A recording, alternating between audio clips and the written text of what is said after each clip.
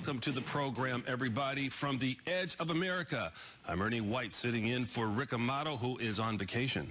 For those of you who don't know me, I am president and founder of Citizens Against Agenda 21.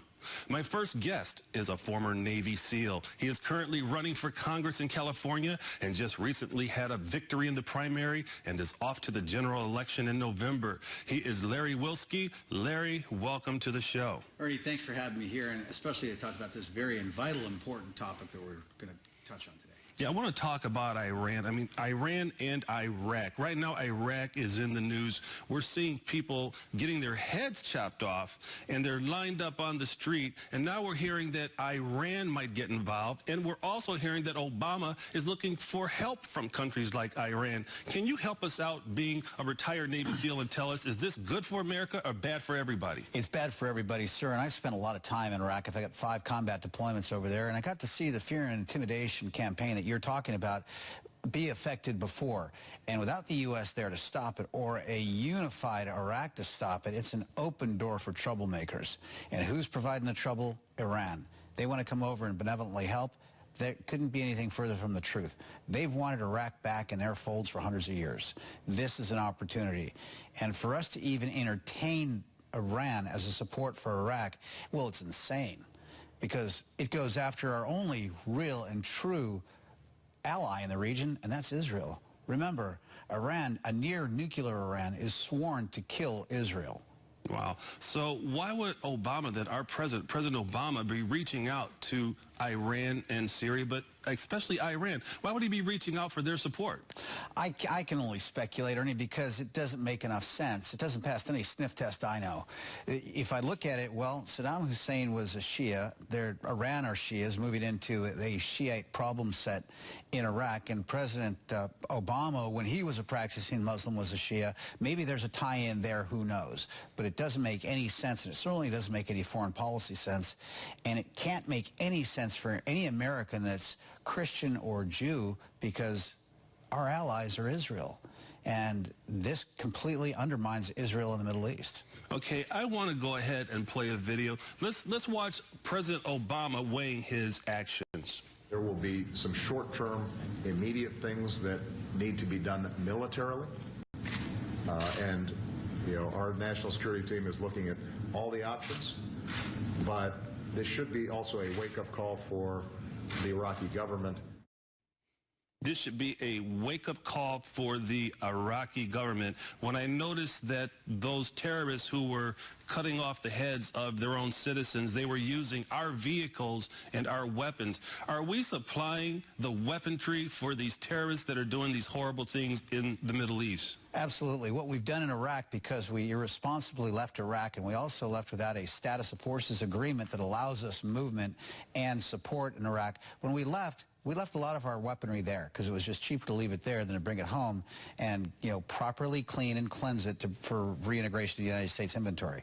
So yes, we have armed and equipped them to some extent, and that we have no real status of forces agreement there is, it's horrible. Because now we have to start all over again if we're even going to support. So all the options on the table really means we don't have any right now. Well, I noticed that we train the Iraqi army. I want to ask you this question as a Navy SEAL who's been out there in the rough. Is it smart for Americans to be training any type of Islamic army anywhere in the Middle East? Well, that's a tough question, because it is and it isn't. If we are going to develop insurgencies in countries that aren't our friends, certainly it is, you know, but rest assured, we didn't train them to any standard that will be competitive with our own. So we trained them a little. We didn't train them to our standard at all. So maybe that's the reason that they decided to throw their hands up in the air once the insurgents, they call them insurgents, I call them terrorists, but once the terrorists took over, is that the reason they threw their hands up in the air, this new military that we train?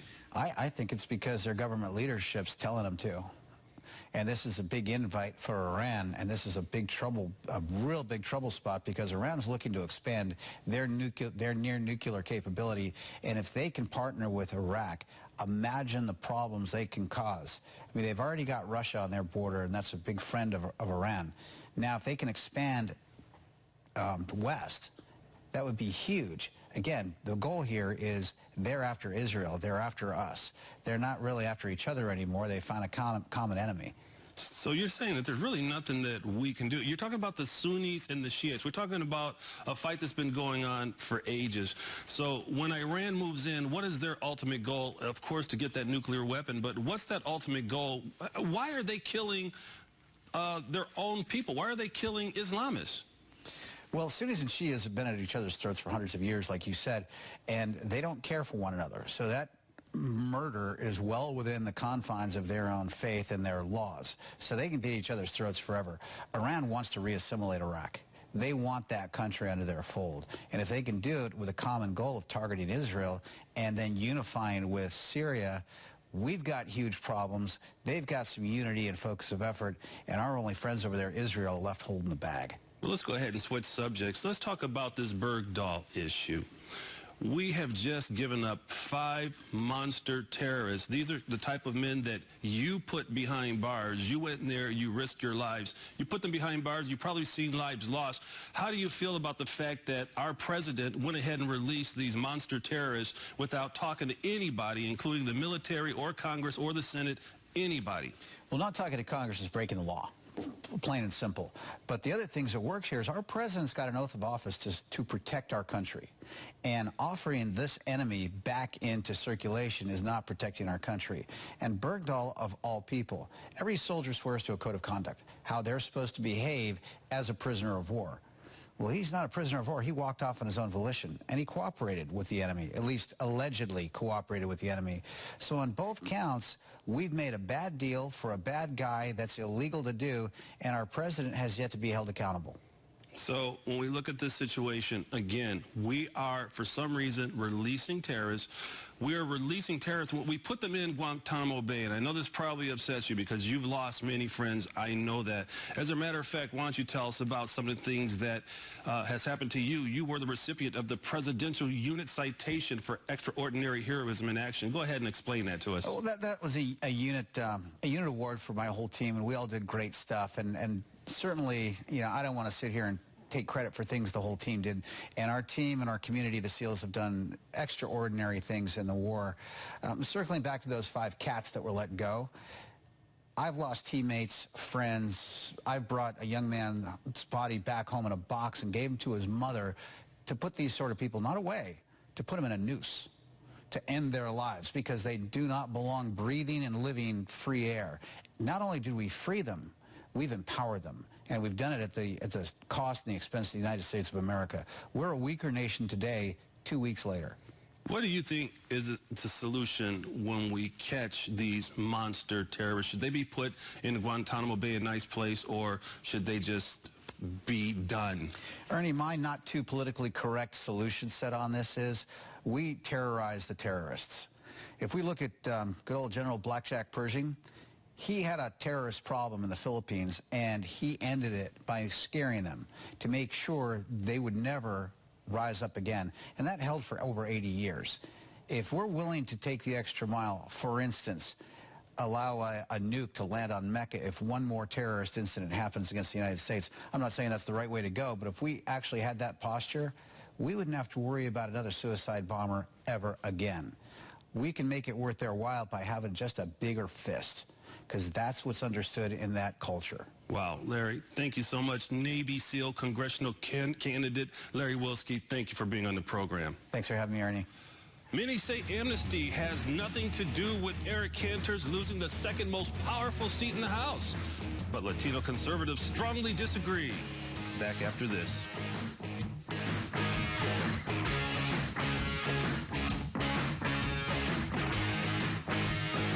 He's an award-winning radio talk show host. There's nothing that he made better since he became president. They're claiming that I hacked Congressman Weiner's Twitter account. Columnist. These are the top stories we think you should know about. Activist. Because I feel that you're being used by the president. Start a movement right here. Right here. And now he's coming to television. Rick Amato brings his knowledge and experience about today's politics only on One American News. When it comes to watching the evening news, I want people to know that it's still possible to finish your workday, simply turn on the TV and get completely up to date. Primetime news anchors from decades past are still remembered because people could trust what they heard and what they saw each night. And that's my goal every night, and I take that job very seriously. This is where I belong, and I'm very happy to be the one keeping you informed. Watch Patrick Hushin, evenings on One American News. Now, there's a news outlet with a new, fresh viewpoint. National and international news. Credible and unbiased. 24/7. Coming up next on One American News. Political talk shows. Bold and comprehensive. Box themselves in the corner. A new voice. Your voice. Tuesday Supreme Court Your nation, your news. Watch One American News Network, your source for credible news. An informed patriotism is what we want. And are we doing a good enough job teaching our children what America is and what she represents? We were taught what it means to be an American, and we absorbed almost in the air a love of country and an appreciation of its institutions. And as for those who create the popular culture, well-grounded patriotism is no longer the style. Our spirit is back, but we haven't re-institutionalized it. We've got to do a better job of getting across that America is freedom, and freedom is special.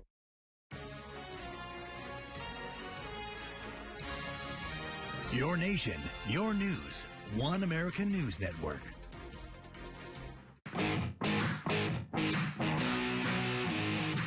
Welcome back. Coming up, the crisis on our southern border is leaving vast swaths of Border Patrol agents unprotected and cartels in control. That's coming up. But first, now it's time for our daily feature called Jagoff of the Day. This is where we highlight those individuals who say and do things which prove, well, they just can't help being a jagoff. Jagoff number 3 is Attorney General Eric Holder. The Obama administration and Attorney General Eric Holder are working on a plan to supply over 90,000 illegal immigrants with lawyers. Eric Holder says we are taking historic steps to strengthen our justice system and protect the rights of the most vulnerable members of society. Mr. Holder says that the way we treat those in need goes as a core as who we are as a nation. Mr. Holder, as I drive around the nation, I see many Americans of all races in need, and yet no one is rushing to their rescue. It appears that you and the Obama administration have an agenda. And it appears that your agenda is to flood America with illegal immigrants who appear to have a new set of diseases that we have not seen for hundreds of years in America. Eric Holder, hopefully someday you'll care more about the American children who will be infected by new foreign-born diseases than you care about Obama destroying this nation. Jagoff number 2 is John Boehner. While viewing this orchestrated immigration issue America's facing and watching his friend Congressman Eric Cantor lose his primary race for Congress, John Boehner still says that immigration reform has not changed for Republicans in Washington, D.C. Oh, really? While the government releases illegal immigrants with new diseases that will definitely get you and your children sick, apparently John Boehner feels no compassion for the American people and their children. John Boehner, for your lack of guts to stand up for the people, you deserve Jagoff number 2. And the winner of the day, the Jagoff of the day, is Governor of California, Jerry Brown, who has given local governments permission to begin allowing citizens to drink tap water directly from their toilet. Cities like Los Angeles and San Diego are going to be the first cities to fully implement the toilet-to-tap program. If you're wondering if you are drinking poo water, you are correct. Toilet-to-tap is filtered poo water. Governor Brown of California, for allowing your citizens to drink poo water, makes you the Jagoff of the day. For those of you who are not familiar with the term jagoff, it is not that dirty or obscene word that you are thinking that it is, bad you. No, instead, it is slang originating with British immigrants and used primarily today in Western Pennsylvania. It means stupid or inept and is oftentimes used among friends to give each other a hard time.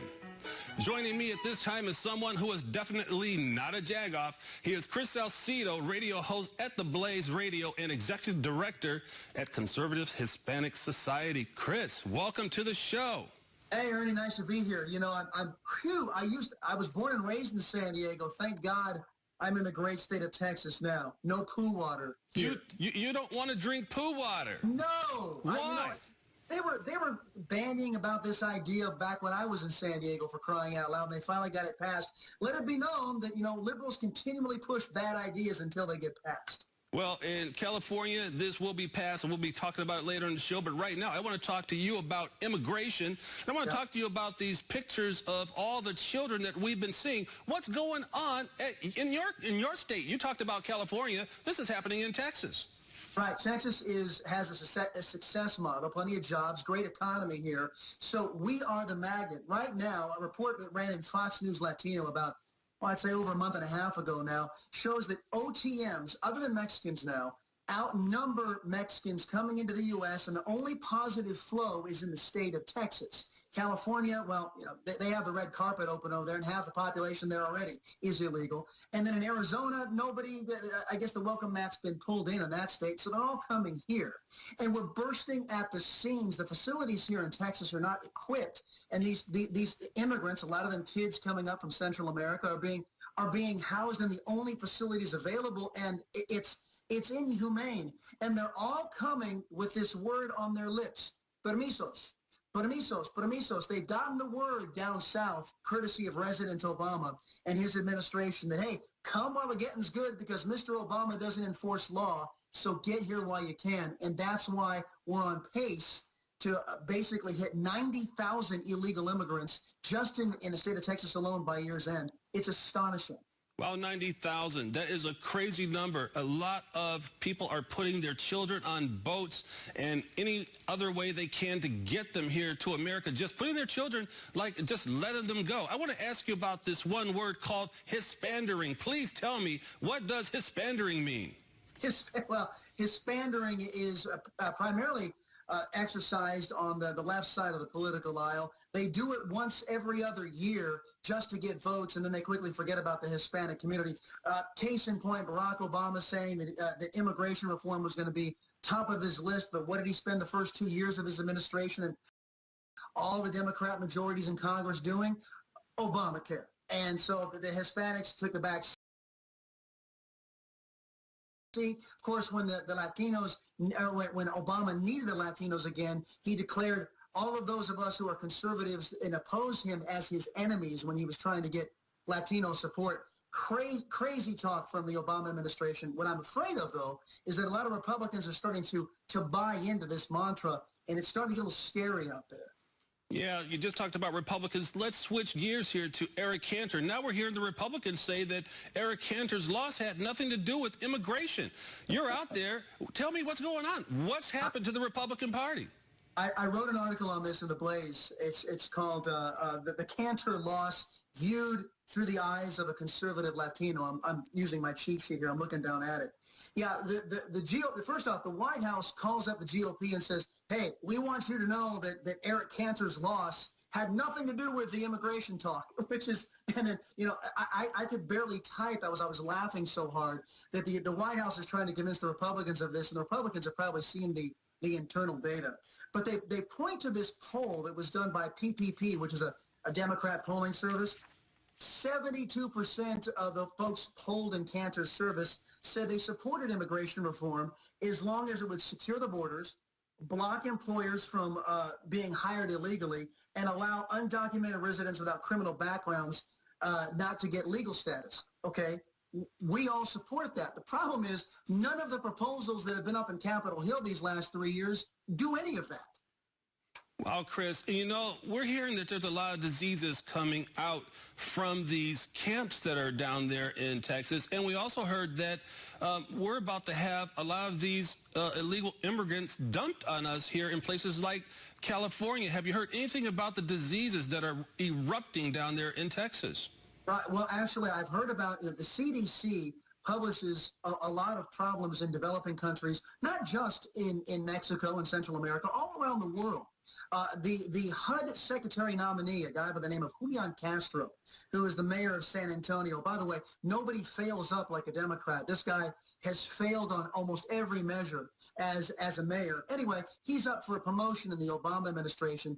He took to task the lieutenant governor candidate, Dan Patrick, here in this state, for pointing to the CDC statistics about foreign-born illnesses and the risks of those coming from those countries coming here. Apparently, Julian Castro thinks the CDC is racist for pointing out that there are problems with the diseases around the world.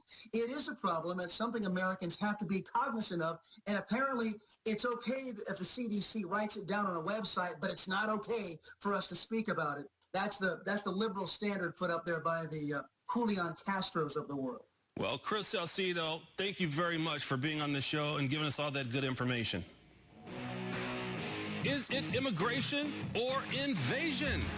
Our next guest details the Fed's refusal to see the difference. We'll be back after this.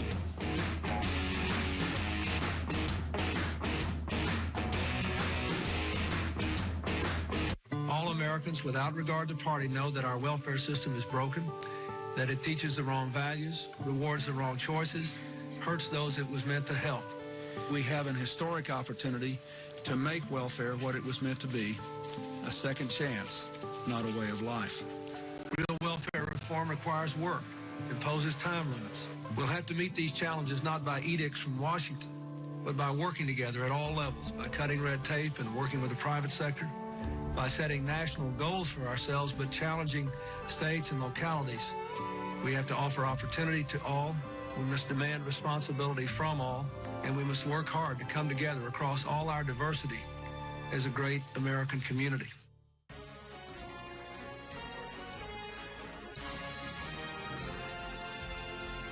Your nation, your news. One American News Network.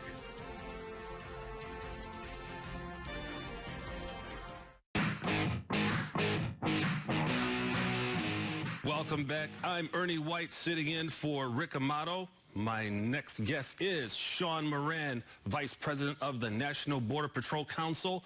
Welcome to the show, Shawn. Thanks for having me here. Boy, you had an explosive article in Breitbart.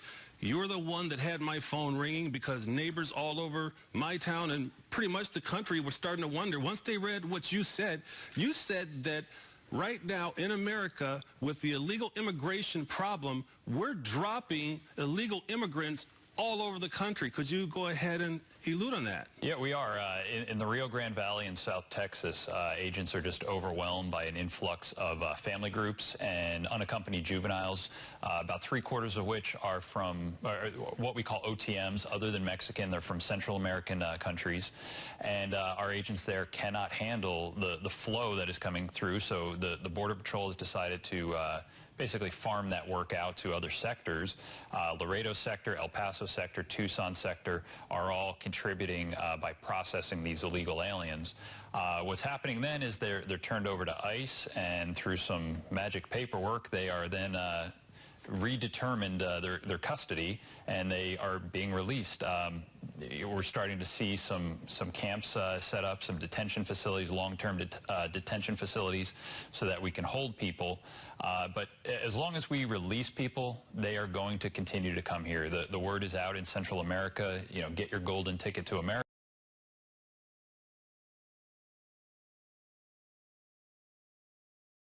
And I have a Border Patrol issued weapon. Okay, well, I'm legal, so I don't want to get in any trouble. But are we doing any type of checks to make sure that they're going out of your agency disease-free? Are we making sure that they have no diseases, that they have nothing communicable? What are we doing when it comes to protecting our citizens from those that we're just letting go? This was one of the concerns of our members. We have 17,000 Border Patrol agents that are members of our union, and that was one of their concerns. They do a job in some godforsaken places. I don't know if you've ever been to some of these towns in Arizona, but the only thing keeping them alive are Border Patrol and smuggling. Wide spots on the road that where criminal activity just abounds.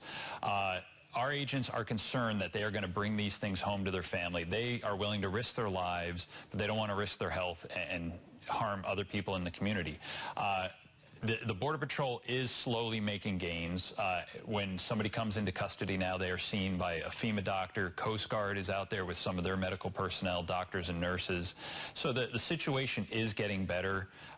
They are being fed, they are being cared for, and being screened and treated for. We've seen scabies, we've seen lice, measles, adult chicken pox, and these are things that can definitely do damage in these confined quarters. And our stations are not set up for long-term detention. They are short-term handling facilities. You know, within a couple days, the people are supposed to be out of there and moved on to a different facility or sent back to their country of origin. So we were told by President Obama that right now our borders are more secure than ever. If that's true, why are we getting this influx of illegal immigrants right now? Overall, apprehensions are on the rise. We saw that last year. We continue to see it this year. But if we create an incentive, anytime there's talk of immigration reform, amnesty, we see a spike. Sometimes it's small, sometimes it's bigger. But as I said earlier, there is an incentive for these people to come here. There's a loophole that they can exploit. And to get a step beyond that, the cartels are now controlling this. They handle the smuggling routes, they own them, they rent them out to human smugglers, and they are controlling where these people are surrendering. These people could easily go to a port of entry, surrender themselves, and they would be treated the exact same way. They would end up being released or reunited with a family member. The cartels are using this to their advantage. They are bringing them across the river in the Rio Grande Valley. They are bringing them across the border because they know that only about half our Border Patrol agents are out there right now. The other half are processing, doing other duties, trying to care for these people. So when we get detained with these groups and we get tied up, we now have less manpower.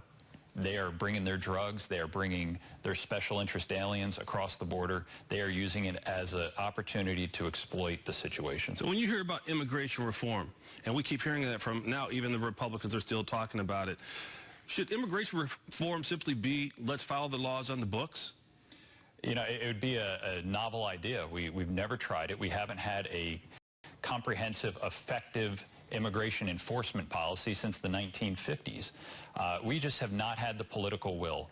During the 1950s, during President Eisenhower's administration, they got rid of almost every illegal alien in this country. If we have the will, we can do it. This is America. I mean, we landed on the moon with less technology than what is in everybody's iPhone. You know, we can figure out a way to do this. We just don't have the will, and neither side of the aisle seems to really want to do it. And our agents suffer because of that. We are now in a hopeless position in South Texas that we don't see an end to.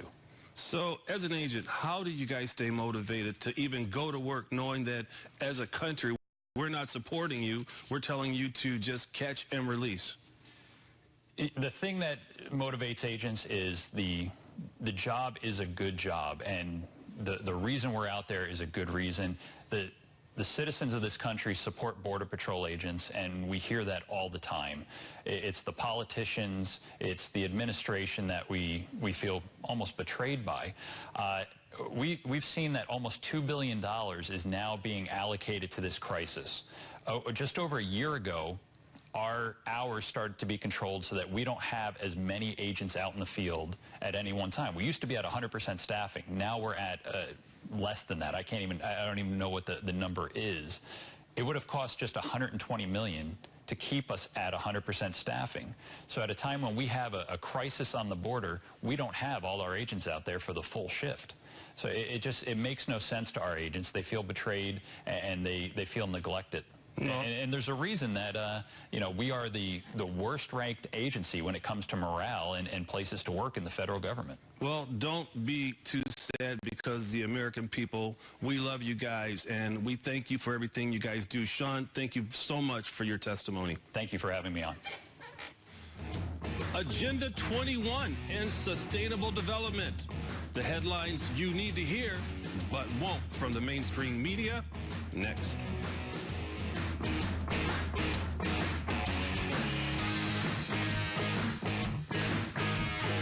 He's an award-winning radio talk show host. There's nothing that he made better since he became president. They're claiming that I hacked Congressman Weiner's Twitter account. Columnist. These are the top stories we think you should know about. Activist. As I feel that you're being used by the president, start a movement right here. Right here. And now he's coming to television. Rick Amato brings his knowledge and experience about today's politics only on One America News. When it comes to watching the evening news, I want people to know that it's still possible to finish your workday, simply turn on the TV, and get completely up to date. Primetime news anchors from decades past are still remembered because people could trust what they heard and what they saw each night. And that's my goal every night, and I take that job very seriously. This is where I belong, and I'm very happy to be the one keeping you informed. Watch Patrick Hushin, evenings on One America News. News used to be about giving the facts. Now, not so much. Call us old school, but we're all about credibility in our news. No agendas, no favorites. News the way it's supposed to be. It's your nation, your news.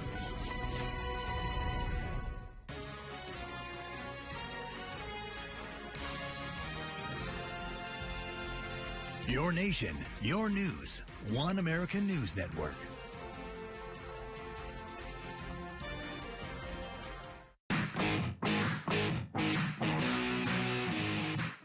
Welcome back. I am joined by the Executive Director of Post Sustainability. I know it's called the Post Sustainability Institute, Rosa Koire. She joins me from Northern California. Rosa, welcome to the show.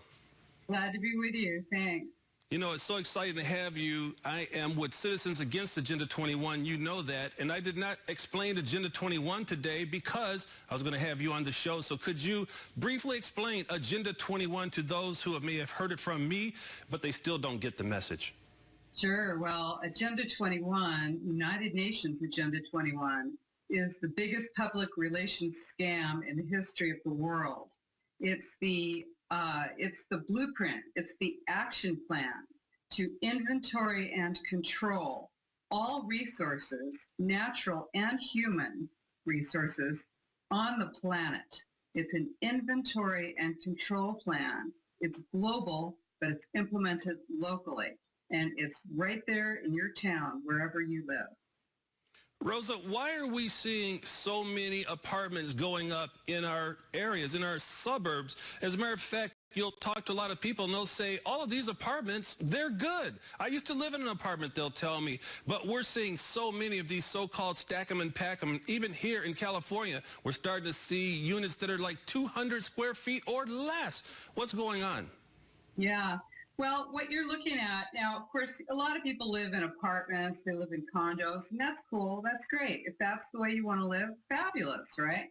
But what we're talking about is smart growth. And smart growth is high-density development in your cities, in the centers of your cities, that is often subsidized with your tax dollars and oftentimes is required by your zoning. So when you talk about smart growth, you're talking about ground floor retail with multiple stories of residential on top of that. And oftentimes when that gets constructed, it also requires a reconstruction of your streets, of your transportation system, and often is subsidized with federal tax dollars through grants. So the main plan is to move people out of the rural and suburban areas into high-density, concentrated dwellings where they can be more easily managed, controlled, and surveilled. So why do they want to do this to the American people? So many people ask me, is this some type of plot? I try to explain to them that Agenda 21 is no longer an agenda. It is right here in your face. And I try to explain to them, again, this is not about trying to give you a place to live and work and have fun. This is a diabolical plan, and they will not stop until they own everything. Can you talk about the Wildlands Project a little bit? Well, sure. And I want to say, yeah, this is not a conspiracy theory. This is a conspiracy fact because Agenda 21 is a plan that was agreed to by the United States and 178 other countries in 1992. And it's not an American plan. This plan is all over the world. It's the same plan everywhere, no matter where you live, whether you're in Hanoi, Vietnam, or San Francisco, California, or London, England. It's the same plan. So the plan is two parts. It's smart growth, high-density development in cities, and it's also the Wildlands Project, which is to get you out of the rural areas so that, the idea is so that animals can use those corridors and linkages to, to move freely. But really what it's about is moving you out of those areas so that you will be less independent and more dependent on government. And the plan is essentially a major corporatocracy. It's a plan to erect a global totalitarian corporatocracy. And it's a global plan implemented locally. So you're going to see it locally. But the global plan is to get you into a concentrated city, mega city center so that you can be kept off of the land and out of the areas where you can be independent. But Rosa, what if I don't want to go to a mega city? What if I like my land? What can I do about it? Mm-hmm. Well, of course you're thinking to yourself, if you're out there on your land, you're thinking, nobody's getting me off my land. I've got my well, I've got my property, I can live independently out here. But the plan actually is designed so that mega corporations combined with major foundations and government are either zoning you out or regulating your well, your water usage, restricting your ability to use your land, restricting your ability to get to your land. So you find that, yes, in fact, you are being moved off of your property. You're not able to sell it. You're not able to use it. You're not able to get to it.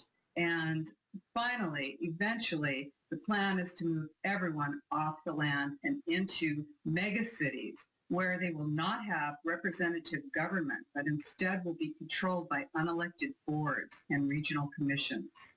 Well, let's talk about very quickly those unelected boards and regional commissions.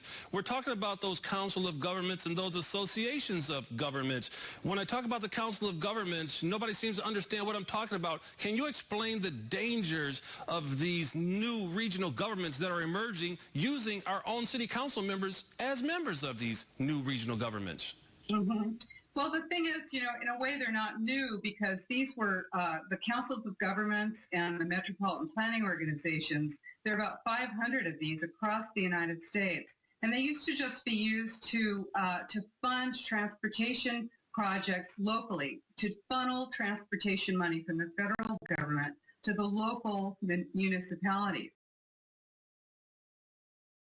But now, the thing that we haven't seen before, what's happening now, is that we're actually seeing a combination of restrictions on housing and location of housing in order to be able to get federal transportation dollars. So what happens then is that when you have a city council member who is sitting on a council of government, which is an unelected board that determines where housing will be and where transportation dollars will be directed, this board is being used as a way to funnel people out of the rural areas and into these mega cities. And of course, your city council people and your county supervisors are not aware that they are part of a larger plan. Well, just 30 seconds left, Rosa. What can people do in their own communities? Well, I really encourage you, if you're hearing about this for the first time, please go to our website, which is Democrats Against UN Agenda 21.com, and look at also globalizationofcalifornia.com, where we have videos for you so that you can see exactly what is happening in California and across the nation. Rosa, thank you so much. If you are traveling to Mississippi, you should probably leave your dog at home. I'll tell you why next, as I am joined by my Grassroots Citizens panel. We'll be back right after this.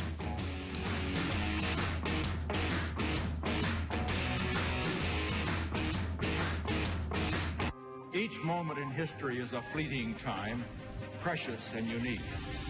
But some stand out as moments of beginning, in which courses are set that shape decades or centuries. This can be such a moment. What kind of a nation we will be, what kind of a world we will live in, whether we shape the future in the image of our hopes, is ours to determine by our actions and our choices. He's an award-winning radio talk show host. There's nothing that he made better since he became president. They're claiming that I hacked Congressman Weiner's Twitter account. Columnist. These are the top stories we think you should know about. Activist. Because I feel that you're being used by the president. Start a movement right here. Right here. And now he's coming to television. Rick Amato brings his knowledge and experience about today's politics only on One America News. When it comes to watching the evening news, I want people to know that it's still possible to finish your workday, simply turn on the TV, and get completely up to date. Primetime news anchors from decades past are still remembered because people could trust what they heard and what they saw each night. And that's my goal every night, and I take that job very seriously. This is where I belong, and I'm very happy to be the one keeping you informed. Watch Patrick Hushin, evenings on One America News. Welcome back. Now it's time for our Grassroots Citizens panel. Joining me is Stephanie Hamill, producer, writer at the Daily Ledger, right here. On One America. On One America News. Strategic consultant and political analyst T.J. O'Hara. Hey. Good to be here. And federal defense attorney and legal analyst Jan Ronis. Welcome, everybody. Thank you. You're an attorney. We're going to talk about food stamp fraud. One of the largest cases of food stamp fraud was just found out, about $18 million. I was not a part of it. What's going on in America? Well, I'm a big proponent of the food stamp program. It's fed literally millions of people over the years. It's a wonderful program. In every program, there's oftentimes fraud. If you recall, several weeks ago, they just released a list of doctors who were overcharging and bilking Medicare to the tune of hundreds of millions of dollars. This particular scandal pales in comparison to other scandals. It's not uncommon in government programs for there to be scandals. You don't throw out the baby with the bathwater just because in an instance like this, isolated incident, there is some fraud. We don't want to throw out babies in bathwater. Stephanie, food stamps. Food stamp fraud has been going on forever. I'm surprised that they only got $18 million from it. You would have gotten more. You would have gotten definitely a lot more. What I find interesting is that 54 people are in trouble. Each of them could serve up to 20 years in jail. So I did the math on that, and it costs about $30,000, $40,000 to keep somebody in jail a year. It'd actually be cheaper for us just to let them go. Let them have the food stamps. We'll just, let them have the food stamps. And, you know, you've heard the people that had the food stamp cards. It's just so different than it used to be. Before, it was kind of embarrassing. Now you have like a credit card, you can go swipe it. And then you always hear the story about the lady leaving the grocery store after using the food stamp card, then getting into her Range Rover. Right. It really bogs my mind. Although there are some people that actually need the help. They, there's kids that, have no choice and they're in bad situations. So, it is important for us to have that program. But again, there's just a lot of abuse out there. Yeah, I'm hearing that sometimes you can even use the cards like at strip clubs, right? T.J. O'Hara's food stamps, is this going to be a major problem? $18 million, is this such a big deal, or should we just let them keep it? Well, I think $18 million is round off here compared to the type of fraud that we experience in most of our government programs. This is organized. Give them credit for the fact that they were organized if you want to look at it from kind of a humorous perspective. The disorganized fraud in almost any of our federal programs, and the abuse is so much greater than this, the $18 million is round off here. Well, aside from just the food stamp problem, it's just welfare in general. We're living, under Obama, and he's the welfare president. And it is really a crisis in our country. The fact that there are more people receiving some sort of government help than there are full-time workers is really, really disturbing to me. And under Obama, SNAP program use had soared up to 70%, which is just outrageous. So the president has made, this environment where it's okay to get government help. Why try harder? Why work that minimum wage job when you can just stay home and get things for free? For example, in Hawaii, the average amount of that you can get from welfare is about $50,000. So the minimum wage there is still $7.25. So isn't that an issue? Why work when you don't have to? I mean, listen, if I could stand it, it's way in there. Stephanie said one thing that really irritated me, and that is that she said it's a given that some people need food stamps. Literally tens of millions of people, not some people, by far more people than are involved in these frauds. So the fact that you say some people need food stamps to give that to them so is a are those gross people understatement. the There people are that don't millions want to of work people. the minimum wage jobs? Because if I had to choose between not working and getting government help and feeding my children, or working and doing it the honest way, I think that some people aren't doing it the honest way. So they are in need there are of those millions of people that government toil away daily at the minimum wage that cannot feed themselves or their family. That's why the minimum wage needs to be raised. It's completely inadequate. And just because somebody works hard and also gets food stamp doesn't mean they're any less than a human being or a citizen. I think there's different ways. Democrats are up in arms when people suggest that you should have to take a drug test before getting, qualifying for the government programs. I don't know that as a partisan issue. I mean, I hear that on both sides. Let me interject one point, because I think you both make interesting points on the two sides. Don't leave out the lobbies, because the food stamp program contributes about $86 billion back to the agricultural lobby. So there's another political initiative behind it, and it's fought on both sides. Right, and there is fraud within those programs run by the government with respect to supporting agriculture as well. So there's fraud in all government programs. The fact that there's some small portion of fraud in the food stamp program doesn't mean we should eliminate the program. I don't think we should eliminate it, but I think there should be stricter rules. And don't you agree that some people are actually taking advantage of the system? Of course, there are strict rules. And that's why we have a U.S. Attorney's Office to prosecute these people. There's no foolproof method to ensure that there won't be fraud in a government program that's well-intentioned. But it seems like they're not being found until, somebody makes up a fake grocery store. How do we know? We don't know that. We don't know that. They're just, I think it's really under the radar. I mean, just as a reporter being out in the field in Arizona, living in an area where it was 30% unemployment, a lot of people were using the food stamp program, and a lot of people were, taking advantage of it. And basically, they would sell their food stamps for cash, and then the person would get $100 worth of food stamps and then give them $50. Well, you may see that, but I submit that those are isolated incidents in comparison to the entirety of the program. I don't know. It's hard to say that they're just isolated. The fact that that information is just out there, and people are talking about it, I hear more about that than not. But again, living in that community, there are so many people in need, especially even military men and women going to the food bank, collecting food. So it is very important that we have these programs. I think there's better ways to manage it to make sure that the right people get the food in comparison to the people who don't. I'm glad to hear you say that. I agree with you. Okay, we're going to now switch topics, and let's start talking about term limits, the importance of term limits. And Charlie Rangel, he's very interesting. Let's watch this video on Charlie Rangel. Congressman, are you Googling during this debate? No, I just wanted to show that what he was picking out was consistent. But it's not fair because they don't have their devices. Oh, I was going to show it to him, but you're right. TJ, are our politicians now Googling during debates? You're an analyst. You're a strategic consultant. Do you tell your friends to Google during debates? No, I wouldn't tell anybody to do that. But honestly, I don't know what the controversy is with Charlie Rangel using an iPad. Think about it. If Charlie was to write a memoir, there'd be sections in it on I pad my expenses, I pad my voting record, I pad my importance to my district, I pad my taxes. He's been padding things for years, so iPad is just a normal inclination for Charlie Rangel. So what you're saying is maybe he wasn't Googling an answer, maybe he was just making sure he was getting his memoirs correct. They were asking him about his voting record, so he needed to pull that up because he can't remember what he votes for. He couldn't remember what he's doing. No, of course not. And of course, well, maybe Democrats should carry iPads with them everywhere they go, so then they can look up that information, because obviously they can't retain it. Oh, I know Jan's got something to say about that. And quite frankly, I think this is elder bashing.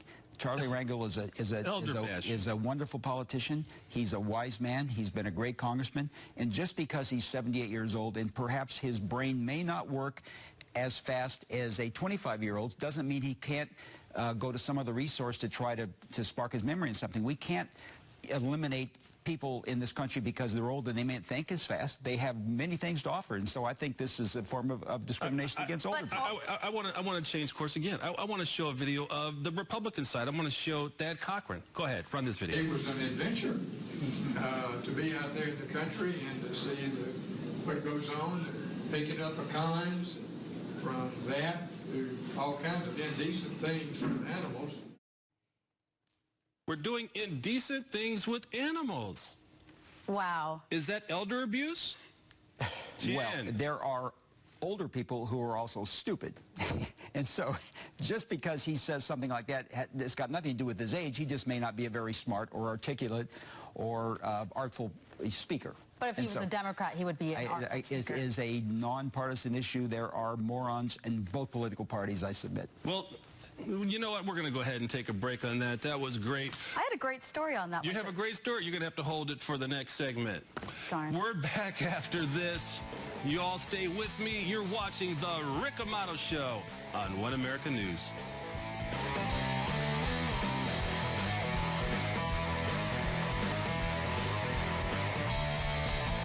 Demonstrations are planned throughout the day across the country. Texas Governor Rick Perry signs the new abortion bill into law. A suicide bomber kills more than a dozen people. As you know, the NSA and government surveillance have been in the crosshairs of the American people. I think we take dynamite to the IRS, blow it up, and institute a flat tax or a consumption tax.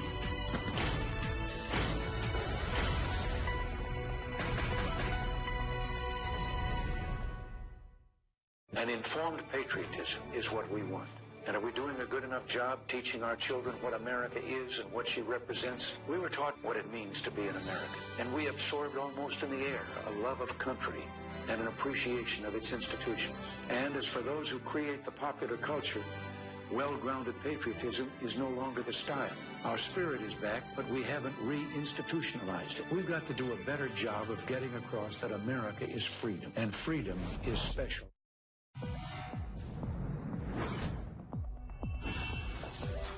At One America News, we're dedicated to telling stories that matter to you. We have a great team that's passionate about presenting the facts. So join us for 24/7 coverage, and you can count on us for everything from breaking news to political reports out of the Capitol and the latest headlines from around the globe. Thanks for joining us on One America News. I'm Faye Lee.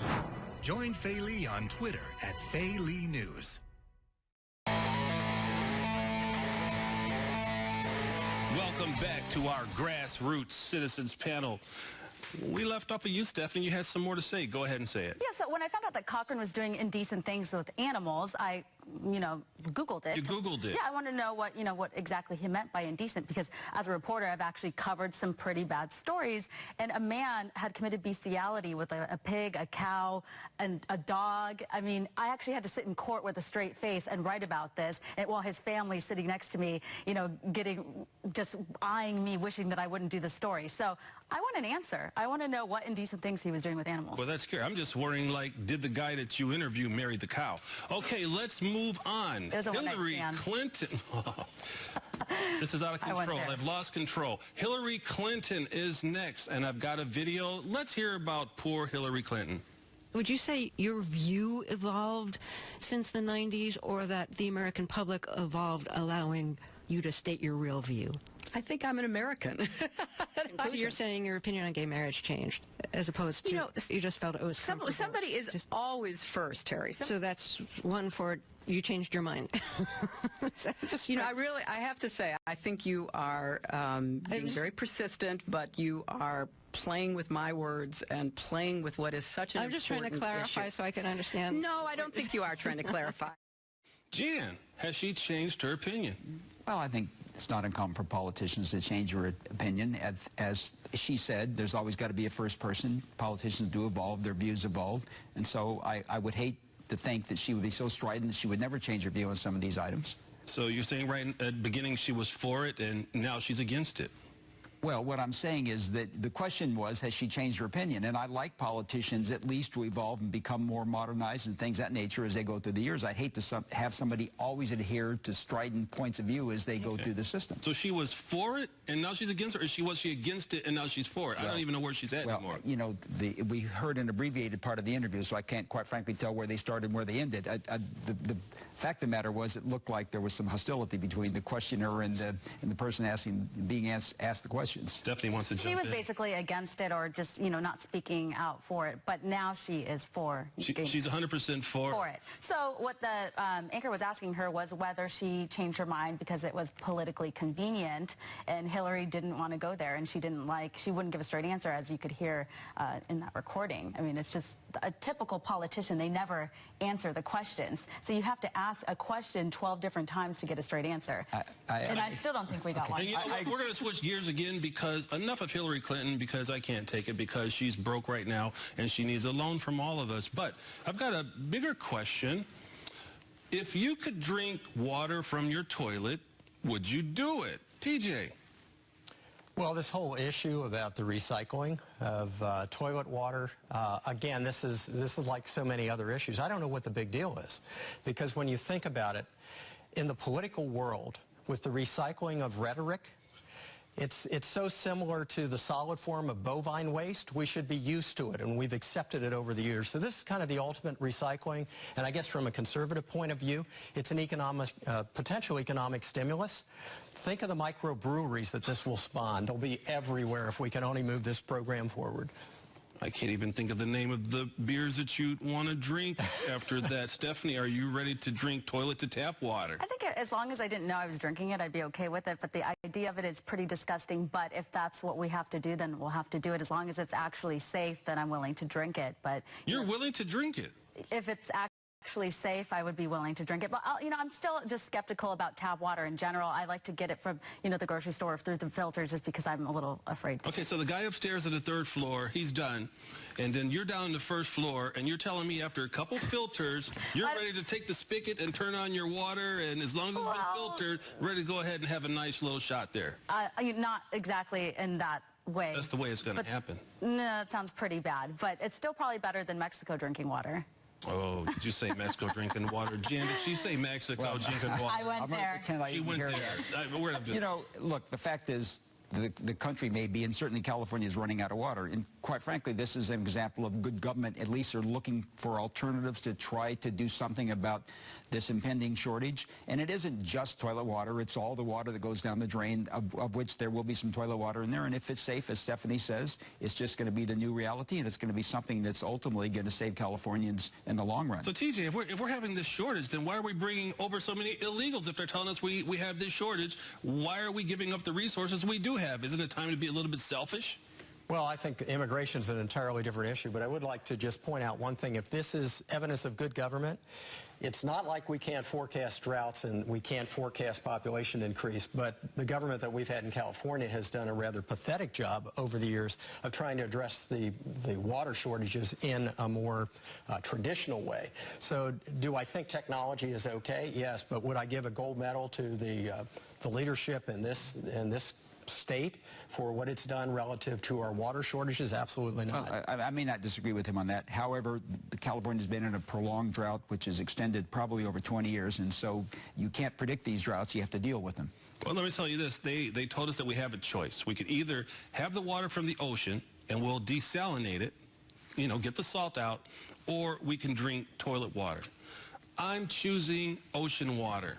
Well, that's vastly more expensive, as I understand it. I'll spend the extra money. I would choose it as well, but it's vastly more expensive. It takes a lot of energy. Whatever's cheaper, cleaner, and safer, I'm for it. But I think something that we can learn from the story today is that the water crisis in America is real. In Arizona, for instance, that's where I grew up, and that's where I reported. I was constantly covering water war stories, as well as there's a city in Arizona called Williams, and they're basically out of water, and if you only get a certain amount of water, and if you go over it, they'll fine you. Okay, well, we're going to leave it there. I'm not drinking the toilet water. I want to thank Stephanie Hamill. Thank you very much. TJ O'Hara, nice to have you on the show. Jan Ronis, awesome job. And I want to thank you, our viewers, for watching. Rick Amato will be back on Monday, 10 p.m. Eastern Time, 7 p.m. Pacific Time.